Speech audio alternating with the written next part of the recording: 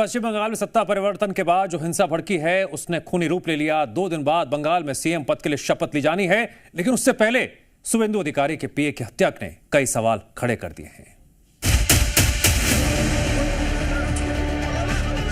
वो वहां पर गोली चली थी, है ना? जो वहां पर बंद करके रखा।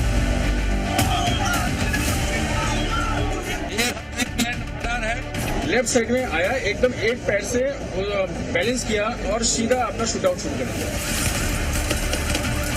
अभिषेक बनर्जी ने करवाया है, वो हजम नहीं कर पा रहा है तो उसकी सरकार नहीं है। बंगाल के चुनाव में बवाल तो था ही, हिंसा भी हुई, लेकिन अब नतीजे आने के 2 दिन बाद ही ये राजनीतिक खेल खूनी रूप में तब्दील हो चुका है। जिस वक्त सरकार बनाने और शपथ ग्रहण की तैयारी चल रही थी, तभी एक हमला हुआ और जिस शख्स का नाम सीएम के लिए सबसे आगे चल रहा है, उसके साये की गोली मारकर हत्या कर दी गई। ये शख्स थे चंद्रनाथ रथ, जो कि शुभेंदु अधिकारी के पीए थे। चंद्रनाथ रथ की कल मध्यम ग्राम में बने अपने घर के पास हत्या कर दी गई। अभी तक मिली जानकारी के मुताबिक चंद्रनाथ रथ की गाड़ी को पहले रोका गया, एक कार ने रास्ता रोका, फिर बाइक पर हमलावर आए और 10 से 12 राउंड फायरिंग की गई। चंद्रनाथ को 4 गोलियां लगी, जिसके बाद उनको अस्पताल में भर्ती कराया गया। चंद्रनाथ रथ हमले के वक्त ड्राइविंग सीट के साथ वाली सीट पर बैठे थे।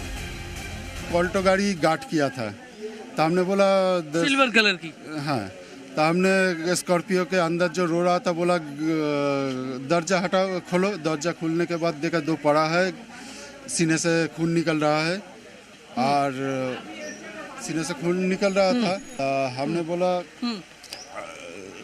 कौन गोली मारा? मतलब लेफ्ट साइड में, राइट साइड में ड्राइविंग चल रहा था, लेफ्ट साइड में आया, एकदम एक पैर से बैलेंस किया, एक बंदा जो मेरे को दूर से दिख रहा था, बैलेंस किया और सीधा अपना शूट आउट शुरू कर दिया। जो गोलियां चंद्रनाथ रथ को लगी, उसके निशान उनके गाड़ी पर भी देखे जा सकते हैं।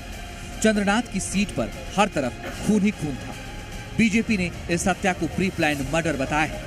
शुभेंदु ने तो दावा किया कि 2 दिनों से उनके पीए की रेकी की जा रही थी।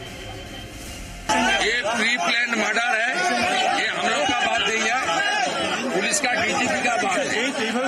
2-3 दिन रेकी करके fully pre planned murder, police ने इन्वेस्टिगेशन चालू किया, स्टेट का सीनियर पुलिस ऑफिसर लोग आया। ये जो हुआ है इसके लिए परिवार का साथ और हमारी वर्कर का साथ रहने के लिए आया है। इसके बाद अब इस हत्याकांड में कई हैरान करने वाले खुलासे हो रहे हैं, जिसके मुताबिक हमलावर गाड़ी में पिछले कई घंटों से इंतजार कर रहे थे। भागने के लिए बाइक पहले से तैयार रखी गई थी। घटना के बाद गाड़ी वहीं छोड़कर बदमाश फरार हो गए। इसके बाद ये भी खुलासा हुआ कि हमले के दौरान जिस गाड़ी का इस्तेमाल हुआ, उसमें नकली नंबर प्लेट लगाई गई थी। इसके अलावा घटना में इस्तेमाल के लिए गाड़ी का इंजन नंबर और चेसिस नंबर भी अलग अलग है। अब पुलिस ने हत्या में इस्तेमाल हुई कार को बरामद कर लिया है। हम लोगों ने केस का इन्वेस्टिगेशन स्टार्ट किया हुआ है। जो व्हीकल, जो 4 व्हीलर उस क्राइम में इस्तेमाल हुआ था, उसको हम लोगों ने सीज किया हुआ है।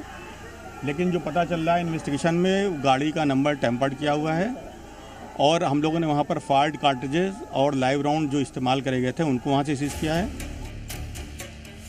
जिन चंद्रनाथ रथ की हत्या की गई वो नंदीग्राम के रहने वाले थे और एसएससी के तहत आर्मी में सेवारत थे। रिटायरमेंट के बाद शुभेंदु के पीएस बने। शुभेंदु के साथ ही बीजेपी ज्वाइन की और 2021 से ही शुभेंदु अधिकारी के साथ थे। अरेंज करना, नंबर प्लेट लाना, फिर ऐसी जो पिस्टल है वो इंडिया में नहीं होती है, बाहर होती है, ऐसे शूटरों को अरेंज करना और ऐसी जगह हत्याकांड को अंजाम देना जिसके बिल्कुल उस तरफ थाना है मध्यम ग्राम। इंटेलिजेंस का हद वाला फेलियर है। शपथ ग्रहण से पहले हुई इस हत्या को अब बीजेपी टीएमसी की साजिश बता रही है। कि अभिषेक बनर्जी ने करवाया है, ये तो तदंत का बात है। वो हजम नहीं कर पा रहा है तो उसकी सरकार नहीं है। चुनाव के ठीक बाद हुई इस हत्या के बाद सवाल उठ रहे हैं, क्या निशाने पर शुभेंदु के पीए नहीं बल्कि शुभेंदु थे? क्या नई सरकार से पहले डर का माहौल बनाने की कोशिश की जा रही है? और क्या इस हत्याकांड का बांग्लादेश पाकिस्तान कनेक्शन भी है? प्रमोद शर्मा, जी मीडिया, पश्चिम बंगाल।